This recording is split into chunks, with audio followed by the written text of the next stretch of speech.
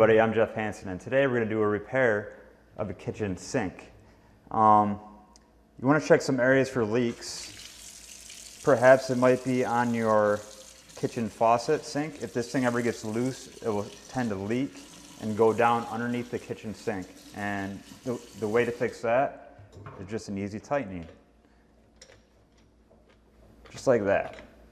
Now it won't be leaking anymore down in your little cupboard.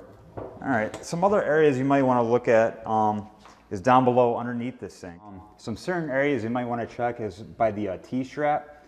If there's anything that screws on the pipe, it could be possible, say the plumber forgot to tighten it and it leaks. So you want to check all of your screw-on areas. Another good area is over here by the garbage disposal. You have a little rubber seal, and if the seal isn't completely tight to it, water is going to penetrate and leak out. So you want to check everything that has a tightening screws. Even your garbage disposal might have a slight crack in it, and water would pour out of that. If that happens, it's time to get a new garbage disposal. Just make sure to check all your moving parts underneath your sink, your garbage disposal, and also your sink faucet. Anything could be leaking that has a moving part.